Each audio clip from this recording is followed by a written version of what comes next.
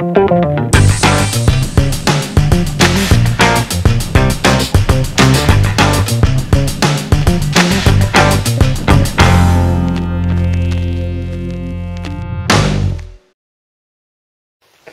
bonjour à tous. Alors souvenez-vous, la dernière fois on a fini un tuto sur comment mettre des covers de fourche ou de soufflet. Et maintenant, puisqu'effectivement j'avais du mal à dormir parce que je trouvais que ces chromes étaient vraiment horribles et que c'était pas possible, j'en dormais pas la nuit. Donc on va voir comment mettre donc des cache-poussières noires. Donc cette fameuse pièce, voilà, je sais pas si on la voit bien, ouais. Donc on va malheureusement tout redémonter, vous regardez les tutos précédents, et on va regarder ensemble comment mettre ce type de pièce à la place de ce chrome tout moche. Maintenant que vous avez descendu entièrement votre fourche, l'autre étape va être la suivante. Ici vous avez accès, malheureusement c'est déjà abîmé sur ma moto, vous avez une petite encoche. Voilà, vous avez une petite encoche, donc pour arriver à faire sortir vos cache-poussières, vous êtes obligé de passer par là. Et du coup, on va complètement enlever donc le garde-boue avant, pour qu'on ait vraiment accès à cette petite encoche. Parce que là, on peut pas taper, on peut rien faire en fait. Le garde-boue est tellement bien placé qu'il nous empêche de faire le travail. Voilà. On a déposé intégralement le garde-boue avant, et donc maintenant, on va s'occuper des cache-poussières. On va enlever donc les cache-poussières. Donc ce qu'on vous déconseille fortement, après chacun est équipé comme il l'est, tournevis plat, on évite parce que forcément vous allez déformer votre cache-poussière d'origine. Vous allez avoir trop de jeu, ça va pas le faire, vous risquez de le marquer.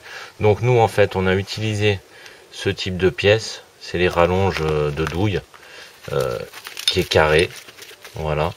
Donc on en a fabriqué une avec du scotch au bout, et comme ça on va taper dessus. Il n'y a pas besoin en fait d'essayer de lever le cache-poussière, juste de lui mettre une petite pression et il va sortir délicatement.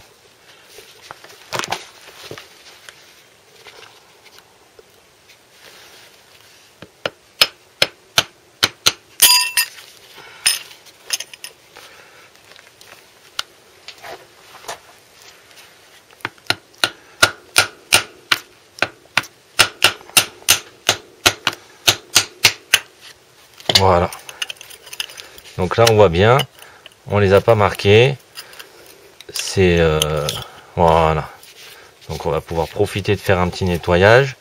Donc on les a pas déformés, nickel, et ça sort assez facilement, mais il faut vraiment trouver l'outil idéal. Voilà, donc avec ce concept là c'est top. Donc là ça y est, on va enfiler donc les nouveaux cache-poussières. Alors qu'est-ce qu'on a fait sur le cache-poussière? On l'a protégé, on a mis du scotch parce qu'on est quand même obligé de taper dessus, donc pour éviter de le marquer, l'abîmer, on l'a un peu protégé. Ensuite on a donc passé de l'abrasif à l'intérieur, parce que souvent ils nous mettent la peinture partout et au final ça fait une surépaisseur et ça empêche de glisser. Donc on a légèrement poncé à l'intérieur, on a mis un peu de W40, et parce que ça rentre pas facilement, hein, donc faut quand même taper dessus. Voilà, et ensuite on a préparé donc un petit outil, voilà, pour avoir une bonne emprise dessus, pareil, hein, qu'on a scotché pour éviter de marquer le moins possible la pièce.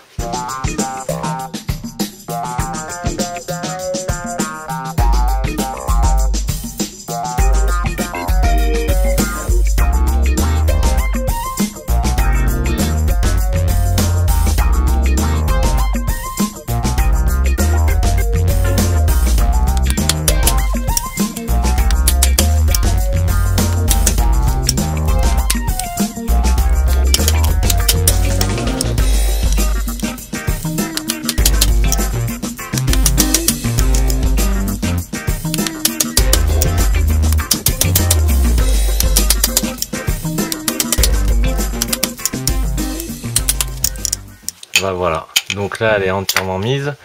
Donc vous avez vu quand même on tape assez fort dessus, donc n'hésitez pas à la protéger, à trouver l'outil idéal pour avoir un bon appui et à mettre du W40 avant.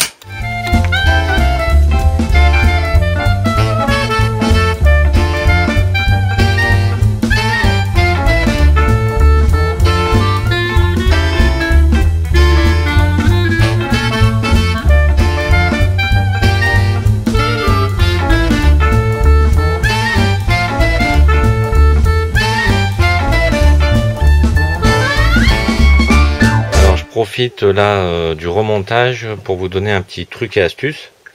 Donc là j'ai acheté donc des caches pour ce type de vis qu'on trouve chez Ali pour pas grand chose. Alors en fait une fois qu'on la positionne, au lieu qu'elle soit vraiment à fleurant, vous voyez, vous pouvez descendre légèrement le tube de fourche pour que du coup il n'y ait vraiment pas une trace de chrome et qu'elle soit vraiment bien encastrée dans le trou. Voilà, c'était le petit truc et astuce du jour. Là ça y est, je vais pouvoir dormir tranquille. Effectivement, le fait de plus avoir ces bagues chromées, ben c'est top.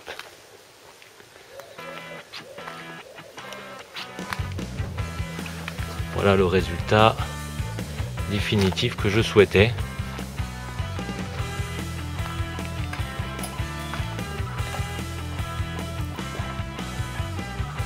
Voilà, bon ben j'espère que la vidéo vous a été utile. Faites attention à vous et bon ride.